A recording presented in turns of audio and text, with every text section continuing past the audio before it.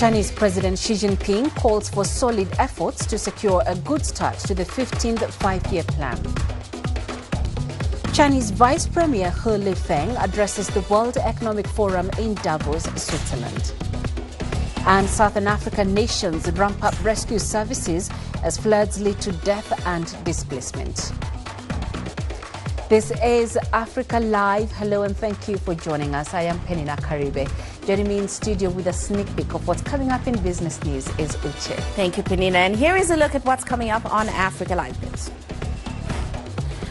Uganda's gold exports surged 76% last year. They hit the $5.8 billion mark. And remittance inflows into the Gambia reach about $872 million. Of course, all of that coming up within the program for night is back to you, Penina. Thank you, Uche. Chinese President Xi Jinping has called for solid efforts to secure a good start to the 15th five-year plan period running from 2026 to 2030. Xi, also General Secretary of the Communist Party of China's Central Committee, made the remarks at the party school of the CPC Central Committee. He urged senior officials to deepen their study and implementation of the guiding principles of the fourth plenary session of the 20th CPC Central Committee and to translate them into concrete results. Xie Cheng has more.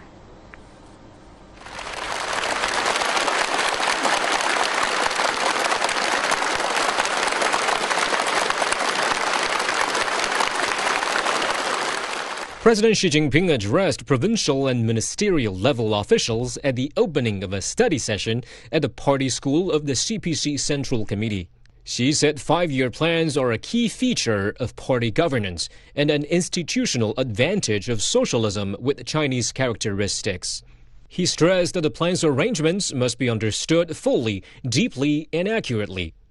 Xi said China faces both strategic opportunities and risks amid rising global uncertainty. He urged a comprehensive assessment that focuses on key variables, including the international situation and a new scientific and technological revolution and industrial transformation. Looking ahead, Xi identified building a modern industrial system as a major strategic task. He called for intelligent transformation, green transition, and integrated development, as well as stronger coordination along the industrial chain.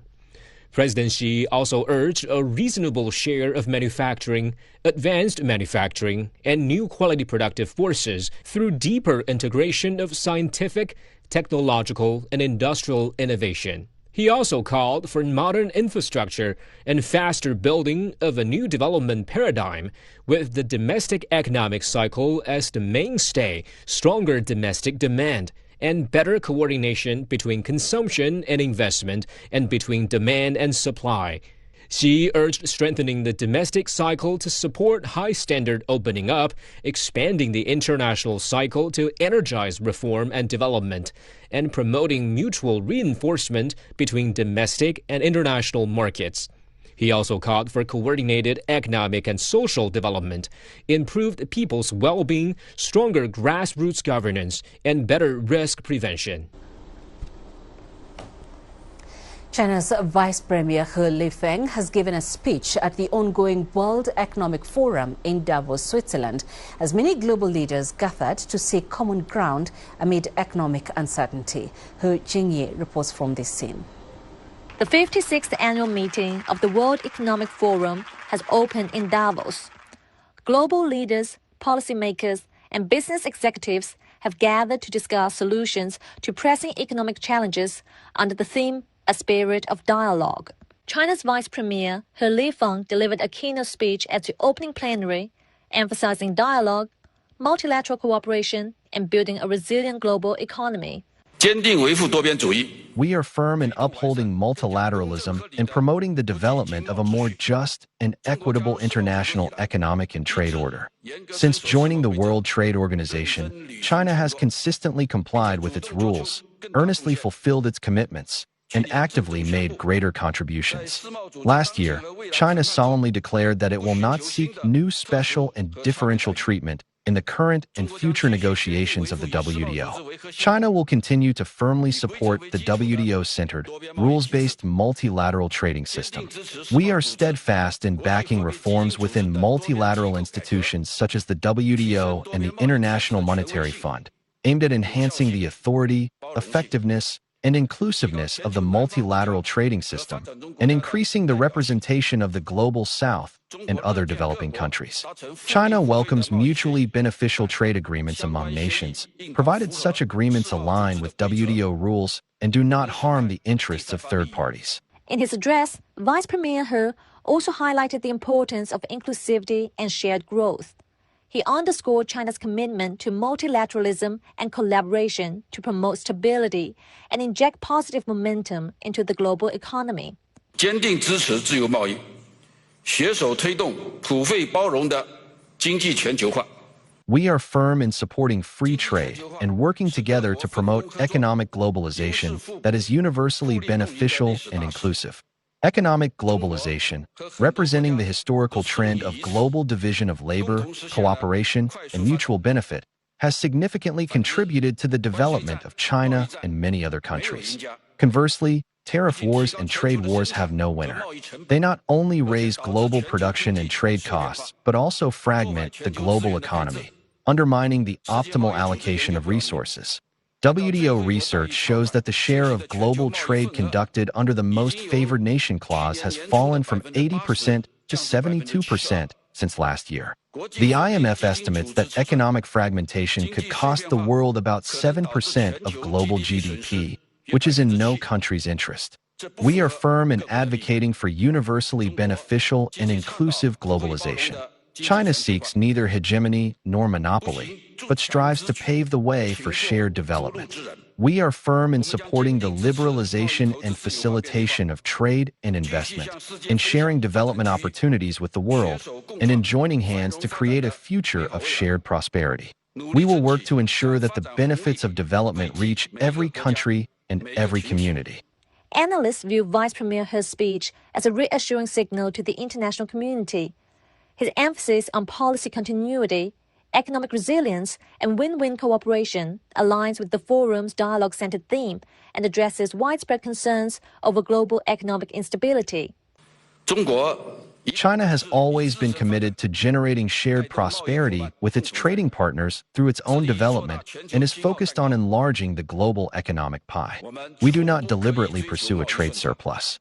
China not only aims to be the world's factory, but also aspires to become the world's market. This annual gathering in Davos, Switzerland, often called the barometer of the world economy, serves as a critical platform for shaping the year's economic agenda. China's emphasis on cooperation and its consistent support for multilateralism have reinforced the forum's overarching goal of rebuilding trust, a need made even more pressing as nations navigate geopolitical uncertainties and a complex path to recovery. He Jin, CGTN, Davos, Switzerland. Under the theme, A Spirit of Dialogue, nearly 3,000 participants from over 130 countries are in Davos to take part in the World Economic Forum discussions on strengthening cooperation, unlocking new sources of growth, and investing in people. But the primary focus for many has shifted to the escalating transatlantic trade conflict. U.S. President Donald Trump has threatened to impose tariffs on 8 European countries over the Greenland dispute. European Commission President Ursula von der Leyen has called the tariff war a mistake, saying the sovereignty and territorial integrity of Greenland and Denmark are non-negotiable. And above all, that Arctic security can only be achieved together. And this is why the proposed additional tariffs are a mistake, especially between long-standing allies. The European Union and the United States have agreed to a trade deal last July. And in politics, as in business, a deal is a deal. And this is why we are working on a package to support Arctic security. First principle, full solidarity with Greenland and the Kingdom of Denmark. The sovereignty and integrity of their territory is non-negotiable. U.S. Treasury Secretary Scott Bessent is in Davos attending the World Economic Forum. On Tuesday, he commented on the Greenland issue, expressing confidence that it will work out well for all parties involved. I am confident that the leaders will not escalate and that this will work out in a manner that ends up in a very good place for all, for national security, for the U.S. and for Europe. Bessent also said the idea that European countries would sell off U.S. debt to counter Washington's move towards Greenland is illogical. The remarks came after Trump linked his drive to take control of Greenland to his failure to win the Nobel Peace Prize, saying that he was no longer thinking purely of peace. So far, NATO countries in Europe, including France and Germany, have sent additional troops to Greenland for military exercises. The U.S. has retaliated with a 10% tariff on these NATO allies.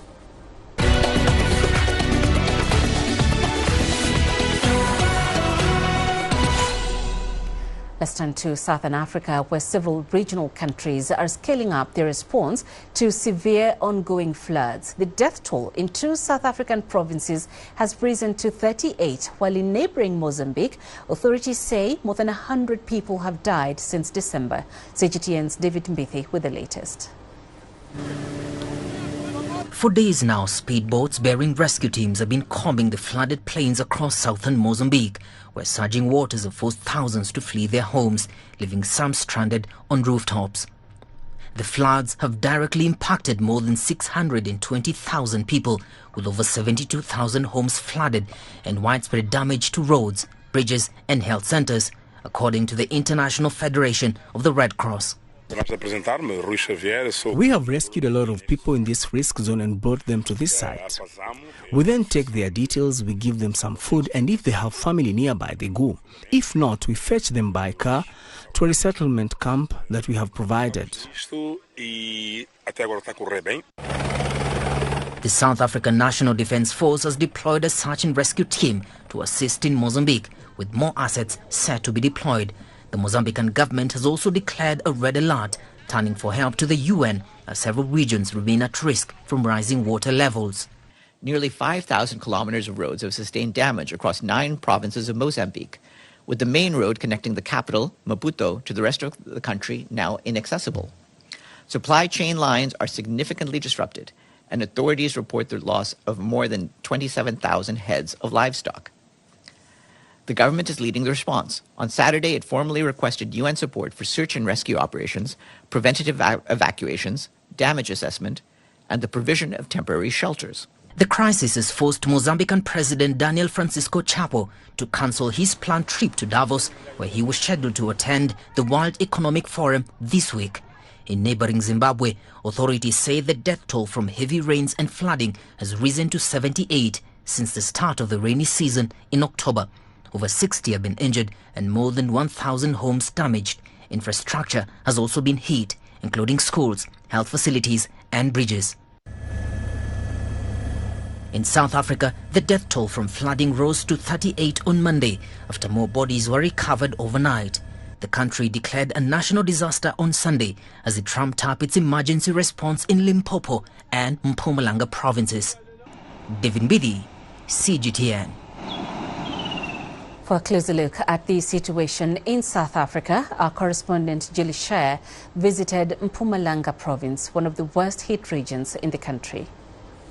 I've just arrived in Mbombela in Mpumalanga province, where 20 people have tragically lost their lives in torrential rains. Behind me, you can see the extent of the Crocodile River, how it's raging. It has somewhat subsided, but the rain still continues, even though softly. It is a far different scenario from the devastation that unfolded here over the past week. In some areas, bridges and roads have been completely washed away, leaving communities completely cut off and desolate. Early estimates suggest that the damage could run into hundreds of millions of dollars. But provincial authorities are still assessing this crisis, and they're having meetings to understand what needs to be done. Tomorrow, they will be going into these communities to find out what the extent of the damage is. The president was also here a few days ago trying to find out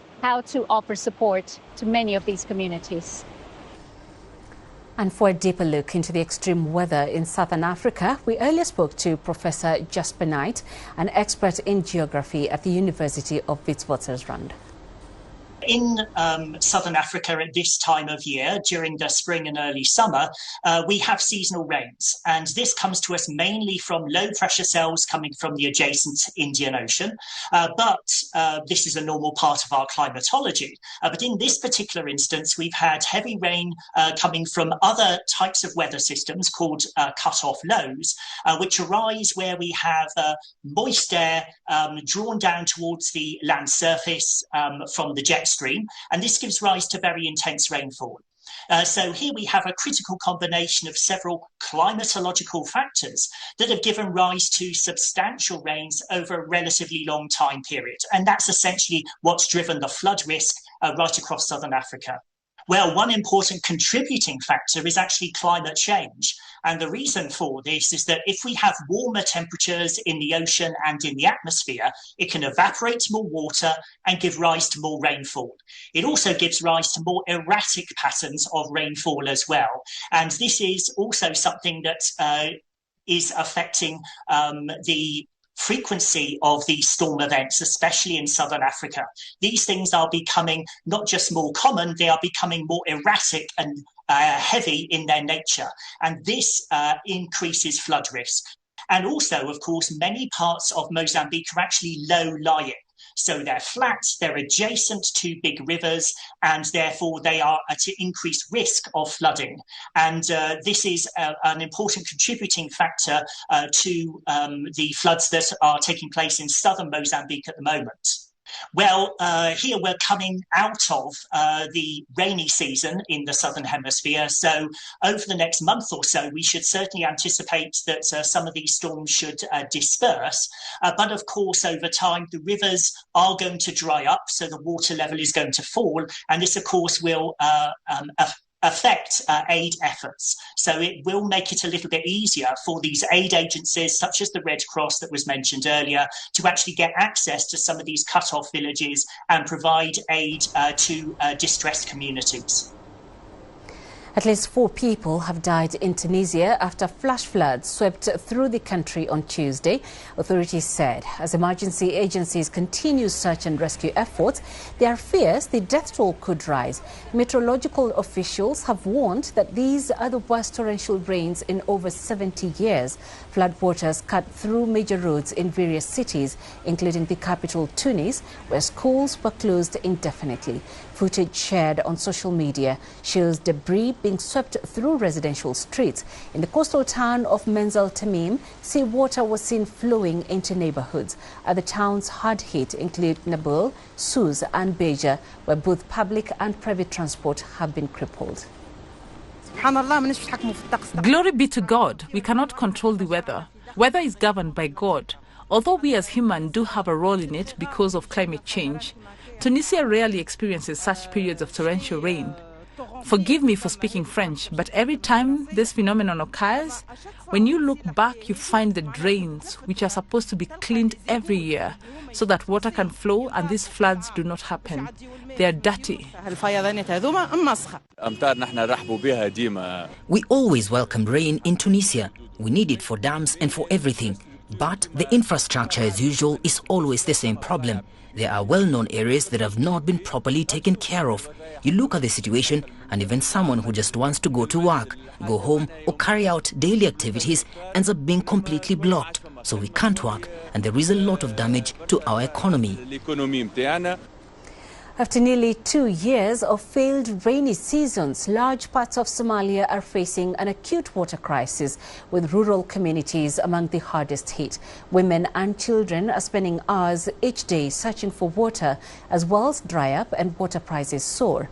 The prolonged drought is also taking a devastating toll on livestock, the main source of livelihood for many families. Mohammed Kahir reports from Mogadishu. Access to water here in Somalia has become a daily struggle, especially in rural areas where available water sources are extremely limited.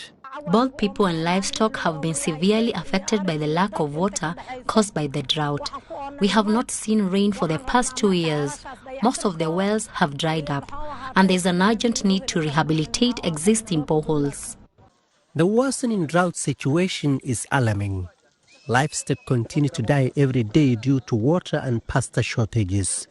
Many pastoralists say they can no longer afford water trucks, leaving both their families and animals at risk. The livestock are very weak because there is no water and no pasture. Both people and animals depend on this single well. Even when water trucks come, the water is still not enough. Local authorities warn that water scarcity is creating serious public health risks, compounded by the sharp rise in water prices charged by vendors supplying the few remaining sources.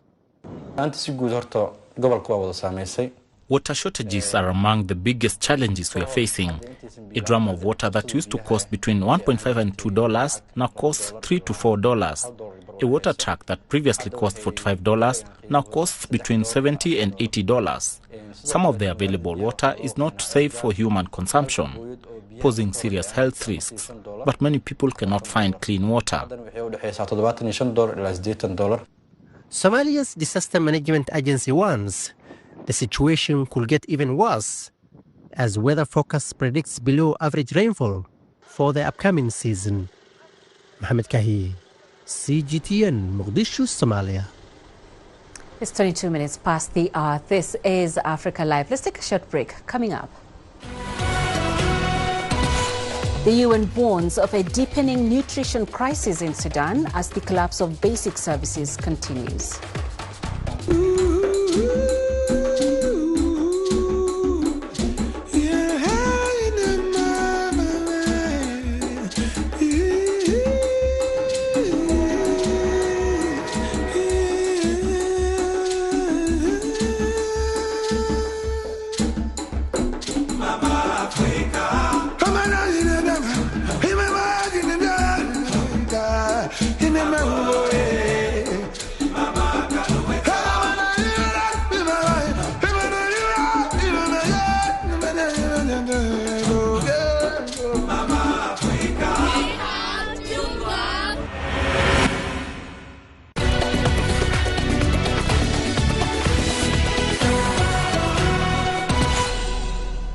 Welcome back. Togo has expelled Paul-Henri Damiba to his home country of Burkina Faso after officials there accused him of attempting a coup.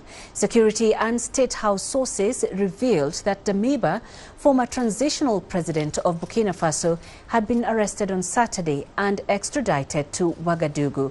Damiba seized power in January 2022. Only to be ousted 9 months later in a coup led by current President Ibrahim Traoré. Since going into exile in Togo, Damiba has regularly been accused of destabilizing the Traoré administration.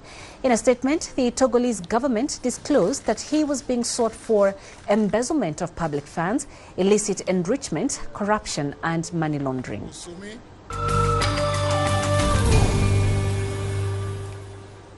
The UN is warning of a deepening nutrition crisis in conflict-ridden Sudan, with millions of children and mothers at risk as the collapse of basic services continues. New projections suggest the situation could worsen significantly this year unless urgent action is taken. CGTN's Joy Kirukijuma with the details.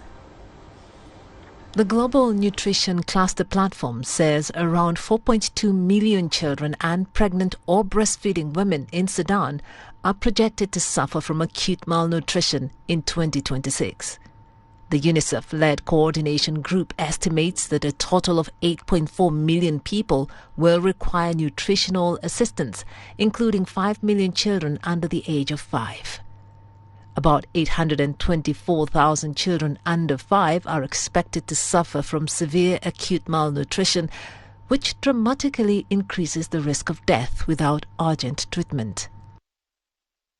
Globally, the GNC reports that more than half of recent nutrition surveys show acute malnutrition rates at or above 15%, exceeding the World Health Organization's emergency threshold. It warns conditions are likely to deteriorate further worldwide in 2026, particularly in Sudan, due to the expanding conflict, worsening food insecurity, and the breakdown of health and water services. UNICEF says nearly $1 billion is needed this year to assist 13.8 million people in Sudan, including almost 8 million children. The agency warns that 3.4 million children face life-threatening diseases, with about 70% of health facilities in conflict-affected states no longer functioning. Meanwhile, the World Food Programme has cautioned that without immediate funding, its food stocks in Sudan could run out by the end of March, leaving millions without aid. A late 2025 UN report confirmed famine conditions in parts of North Darfur and South Kordofan, though Sudan's government has dismissed the findings as exaggerated. Joy Kiruki Juma, CGTN. Still in Sudan, efforts are underway to rebuild the war-scarred capital Khartoum, where fighting erupted between the army and the Rapid Support Forces in April 2023. More than 1 million people have since returned, and the government is working to restore essential services, but challenges remain. CGTN's David Mbithi looks at how one returnee is confronting these challenges. In a serene neighborhood in Sudan's capital, Khartoum, 29-year-old Hassan Gamal Al-Din is taking a stroll with his friend to the local eatery. Nearly 10 months have passed since the Sudanese army wrestled back the nation's seat of power from the paramilitary Rapid Support Forces. Since then, the ordinary rhythm of a city pulsating with life and activity has been slowly returning. Their destination is a shell of a building with plastic chairs laid out for their customers. It's not much of a cafe by city standards, but Hassan says they have learned to make do with challenges after nearly 3 years of fighting. At the beginning of the war, we were trapped in our office during Ramadan. On the first, second and third days, we were without water and electricity. We were surviving on a tiny amount of water, measuring it by the gram, because there were 5 of us journalists, and we had no idea what would happen to us. In that place, we were under the constant threat of dying from thirst, hunger or stray bullets. After the third day, I told the journalists we had to leave the office because if we stayed any longer, we would die right there. Hassan says he was arrested by RSF fighters and detained for a month before his subsequent release. He then fled to Port Sudan, where he sheltered for many months before answering the government's call for Khartoum's residents to return. But the city he found was much changed from the old Khartoum of memory. The city's landmarks have changed entirely. Life stopped for 3 years. When I arrived in Khartoum, I felt lost. This isn't the city I knew. This isn't the Khartoum where I was born and raised. Hassan is among 1 million residents that have since made the exodus back to Khartoum. But that is only a fraction of the city's initial population of nearly 4 million. Now the daunting work of rebuilding lies ahead, but locals like Hassan are clinging to optimism.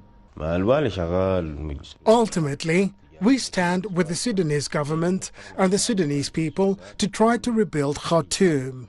However, this will take an average of 6 or 7 years for it to return to normal. According to the UN, the rehabilitation of Khartoum's essential infrastructure will cost an estimated $350 million. That effort has already begun, but when and how soon it is realized remains the big question. David Mbithi, CGTN. You're watching Africa Live. Let's now turn our focus onto business news. Uche joins us with the latest. Thank you, Penina. And coming up on Africa Live Biz. Uganda's gold exports surged 76% last year, hitting the $5.8 billion mark. And remittance inflows into the Gambia reached about $872 million. The greatest journeys, the greatest sights, the greatest adventures. Here in Kanata, this weir allows the locals to walk on water. We're far more than just TV news. We're your passport to the wonders of Africa.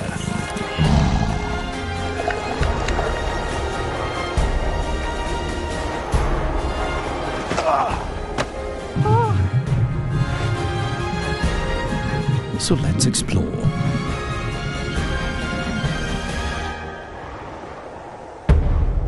CGTN.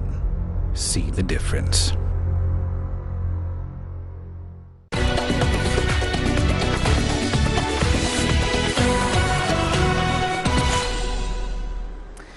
Well, let's start off in Uganda. The country's gold exports leaped 75.8% last year. That's from the previous 12 months. Now, Uganda's central bank has attributed that surge to record demand amid soaring international gold prices. Now, gold prices rose more than 64% in 2025. And that's as global geopolitical tensions drove a surge in demand for the safe haven asset. It has now surpassed coffee prices as Uganda's biggest export and source of foreign exchange. Now, according to the country's apex bank, the East African nation shipped bullion worth $5.8 billion in 2025, and that is up from $3.3 billion in 2024. Well, let's stay in the country. President Yoweri Museveni has returned to office for a 7th term, and that is following last week's election. Now, the 81-year-old won in a landslide victory, with many young voters putting their faith in him to fix the issues that concern them the most, such as unemployment and, of course, a lack of opportunities. Many say their online businesses were impacted by the government-imposed internet shutdown around the election period last week. Here's CGTN's Isabel Nakiria with the latest. More than half of Uganda's population are classified as young people. But in an economy with few opportunities and a high youth unemployment rate, most have to make do on their own. Some use their skills in the informal sector, whilst others just cannot seem to find their place in a hugely competitive market. Times are tough, yet when it came time to vote, they decided to renew the mandate of the country's longtime ruler. The 81-year-old Yoweri Museveni secured no less than 72% of the poll, a significant portion of which came from these young voters. Yet they now want their reward. We need money in our pockets. We need our businesses to grow. We need money. We need money as individuals, as a country. And so the economy has to grow and enable us also to grow.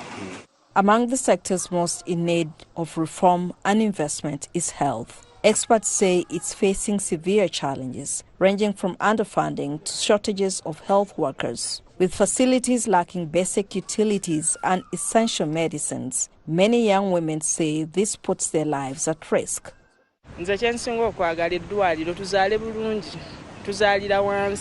What I would love to see the most are functional hospitals so we can have safe deliveries. We are giving birth on the floor. You're in labor and the midwife tells you to stay there because the delivery beds are all occupied. And there are another 10 women delivering on the floor because all of the beds are full. Campaigners warn the government must tackle corruption to ensure money reaches the right channels and improve sectors like health and education. Nearly $2.7 billion is lost to corruption in Uganda every year, depriving the country of the funds needed for essential public services. President Museveni says his new government will not spare corrupt public officials, but will also focus on wealth creation for young people and improving healthcare services. This time, really, I want the Bazukuru to support me, and we really implement free education in government schools. But then finally, corruption is a big issue. And it creates injustice.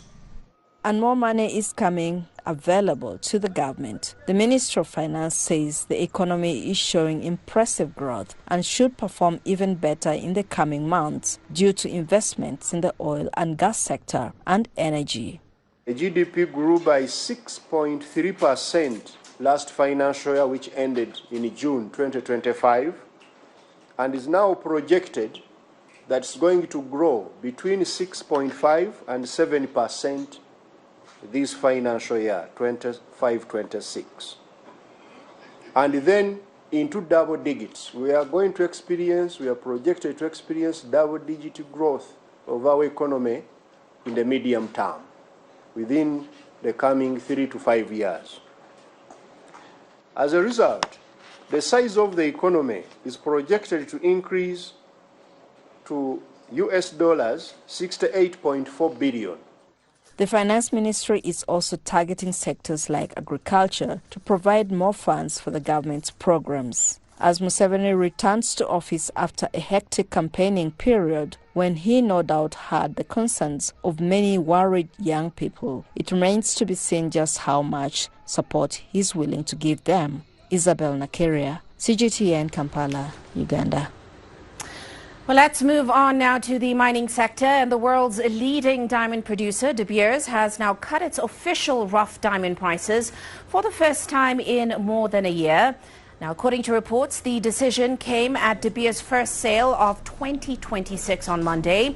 It reportedly targeted stones over 3/4 of a carat, though the exact depth is still unclear due to changes in billing and box contents. Now, the diamond giant's latest price retreat comes as the industry faces its worst crisis in decades. It has been hit by a sharp drop in luxury spending, as well as falling marriage rates, the booming popularity of cheaper lab-grown diamonds, as well as U.S. tariffs on India, which is the world's top diamond exporter, which have slashed shipments. Now, despite the slumping demand, De Beers had been holding prices steady, quietly offering discounts to keep the market afloat.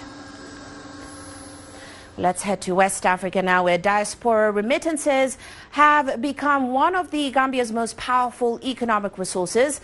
The industry is rivaling earnings from groundnut exports and also tourism revenues. Now, in 2025 alone, remittance inflows through formal channels reached about $872 million. It accounted for over 30% of the Gambia's GDP. Now, households and businesses are the main recipients of diaspora remittances, depending on them heavily to cover their daily needs. The total remittances through formal channels reached approximately $872 million in 2025. These inflows marked a substantial increase of $54.42 million compared to 2024 figures. The remittances accounted for over 30% of the nation's gross domestic product, underscoring their status as a cornerstone of economic stability and national development. I extend warm appreciation to the Gambian diaspora. Their commitment is a powerful force for economic growth and resilience. In an era of global uncertainty, remittance flows have demonstrated remarkable stability, serving as a reliable source of foreign exchange for the country. Well, let's head to Sudan now, where local markets in Khartoum are slowly returning to normal, months after the army retook the national capital from the Rapid Support Forces.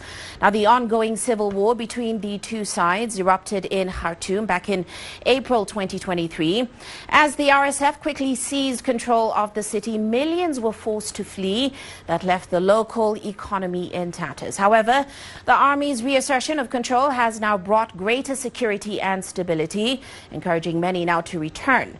Still, while the local economy is picking up, many traders and vendors there say that business still remains a major challenge. CGTN's Ian Kinua has more. The traditional sights and sounds of commerce are back in Khartoum Central Market, once the heart of the capital's economy. This market just sits a few streets away from where fighting erupted in April 2023. Nearly half of Greater Khartoum's population fled as violence engulfed the city. Those who stayed say survival meant adapting quietly. Today, goods are available again. But for many traders, it's not easy. The cost of doing business, they say, has never been higher. Prices are somewhat high due to the difficulty of bringing produce to the market. There are difficulties along the way from farms and shops until goods reach the market here. However, if transportation fees were reduced and security on the roads increased, prices would decrease. Transport remains risky and expensive, and years of triple-digit inflation have battered household incomes. The Sudanese pound has also sharply weakened, leaving families struggling to afford even basic food. We suffer from a lack of resources, a shortage of employees, and a lack of financial liquidity entering the market. An army offensive last year pushed the RSF out of much of the capital, exposing widespread looting and damage. For traders here, that marked a turning point. The market is not what it used to be, but overall it is better than it was when the rapid support forces took control. For now, Khartoum's capital market stands as a symbol of resilience, alive but still healing, as Sudan's long road to recovery continues. Ian Kinywa, CGTN. Let's turn to international news now. And in China, officials from the State Council Information Office have now outlined a comprehensive strategy to tackle economic imbalances in the country. Now, that plan will also support a steady growth, as Liu Jiaxin now reports. China's top economic planner has addressed the concerns over imbalanced domestic demand and relative low price levels, laying out a policy roadmap. Currently, our economy faces a prominent problem of insufficient demand, as well as the issue of inadequate supply.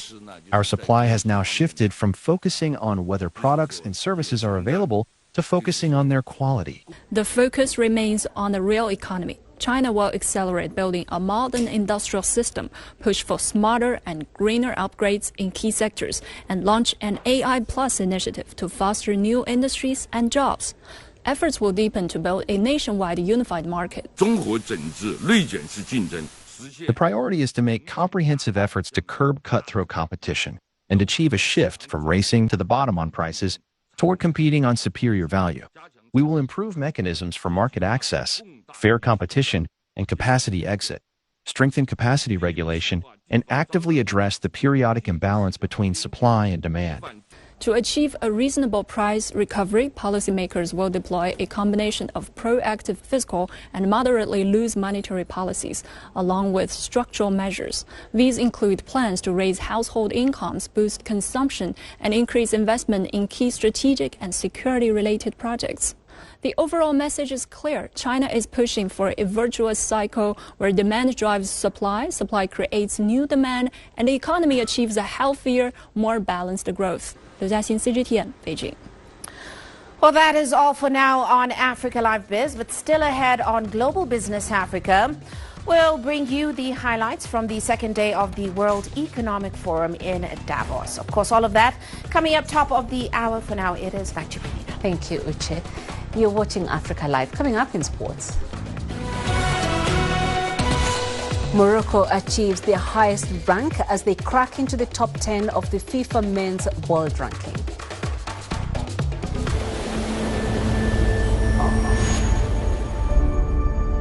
How would you create your legend? On the fields, on the tracks, in the arenas of Africa. Were you born to be a player? Could this moment be yours?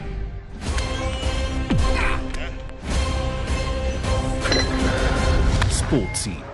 Find your game.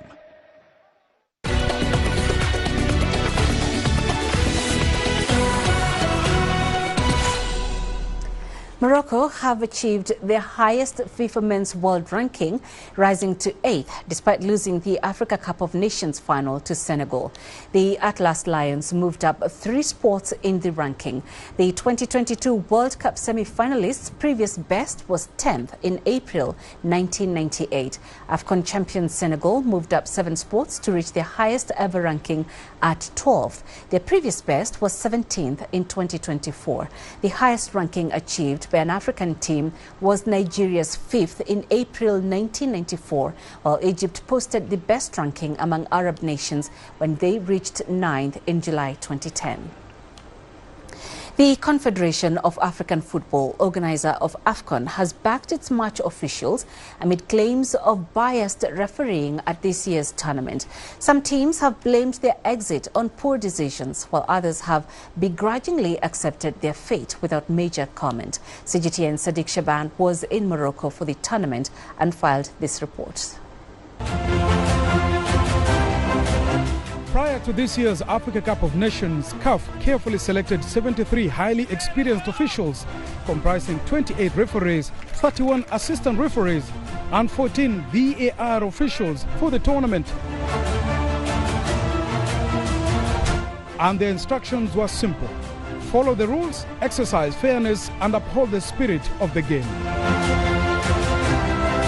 Number one is consistency. Consistency from one referee to the other, so that the whole referee body is very consistent. And number two is on the VR protocol, that the referees in the field and the referee in the VR room are able to be consistent all through from one game to the last game. However, complaints over alleged biased decisions started immediately after the tournament began. Record winners Egypt, Benin, Zambia, Mali and Zimbabwe, among others, spoke publicly against the decisions by some of the referees. The way the referee officiated the game, I think I must say this is not a no-go, because I'm sure everyone saw how he officiated the game. My players were being given yellow cards, but and also it was just one-sided. So I'm sorry about how this referee officiated the game. Not too happy when some decision of the referee, but it's part of the game. It's football. Most of the claims centered on referees allegedly favoring the hosts, but Morocco rejected the allegations, saying they were unfairly targeted just because of their home ground advantage.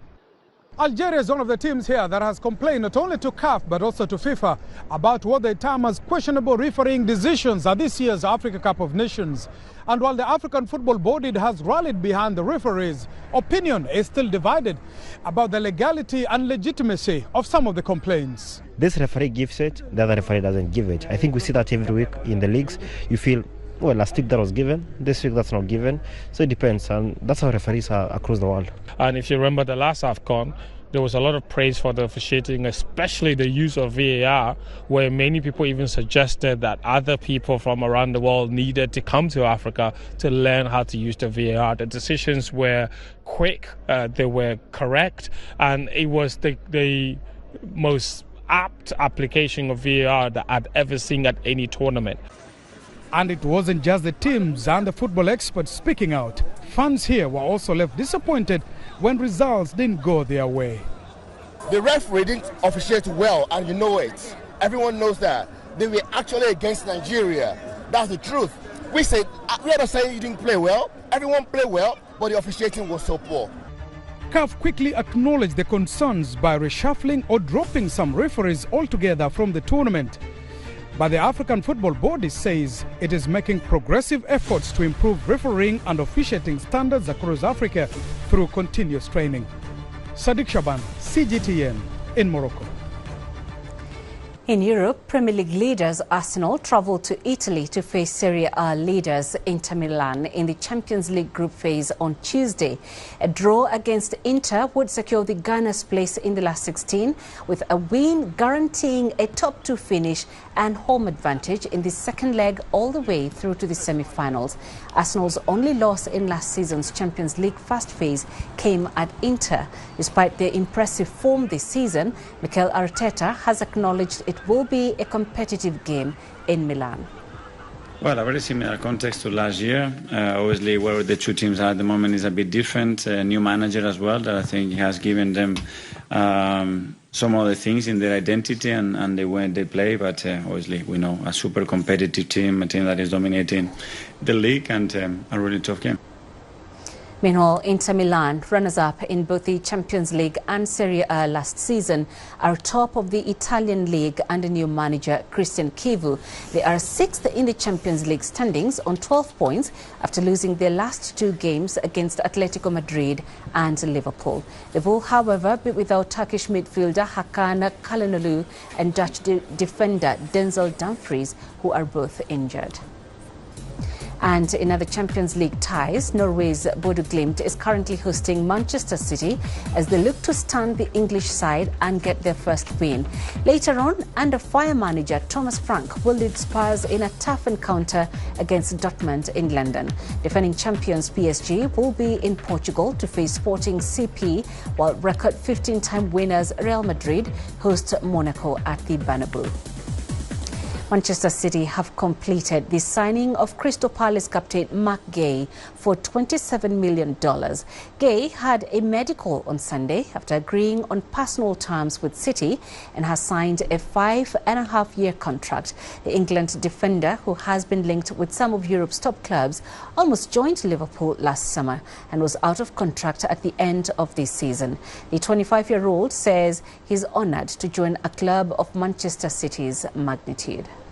I mean, first and foremost, it's such an honour, such a big club to come and play for this club. And I think for me, I've always just been obsessed with getting better and wanting to improve. That's something that I'm constantly striving for. And I think this is the perfect place for me to do that. Turning to the Australian Open, Jannik Sinner advanced to the second round after Hugo Gaston retired due to an abdominal injury. The two-time defending champion was firmly in control, leading 6-2, 6-1 when the Frenchman could not continue at the Rotlava Arena. Sinner is aiming to become just the second man in the Open era to claim 3 consecutive Australian Open titles, following Novak Djokovic's title runs from 2011 to 2013 and 2019 to 2021. It was an anticlimactic return to Melbourne Park's main arena for Sinner, 12 months after clinching back-to-back titles with a win over Alexander Zverev in the final. Sinner expressed his joy at progressing, but noted it was not the way he would have wanted to win. Yes, I was very happy. You know, we put in a lot of work to be back on court. It felt great. Obviously not the way you want to win the match, so I wish him a speedy recovery and hope it's nothing too bad. But yeah, from my side, I'm very happy to be back on court. On the women's side, defending champion Madison Keys overcame a shaky start to win her opening round match 7-6, 6-1 against Alexandra Olinkova. The American lost her first 2 service games and fell behind Love 4 in the opening set, as well as in her first set tiebreak. However, the world number 9 saved 2 set points to take the first set 7-6. Keys made light work of the Ukrainian in the second, taking the victory in 1 hour and 40 minutes. The win sees her in an all-American clash against Ashlyn Kruger in the second round on Thursday. Keys revealed she was thrilled to be back on Rotlava Arena, but admitted she was very nervous at the start. Yeah, I think obviously started a little slow today and definitely nervous, but I mean, totally props to her as well. A little bit more of like an unconventional style, so I feel like that made things a little extra tricky at the start, but I felt like the end of the tiebreaker, I really kind of found my game and then was able to just kind of carry that into the second set. To the NBA, and Shai Gilgeous-Alexander scored 30 points. Chet Holmgren added 28 to help visiting Oklahoma City Thunder roll to a 136-104 victory over the Cleveland Cavaliers on Monday.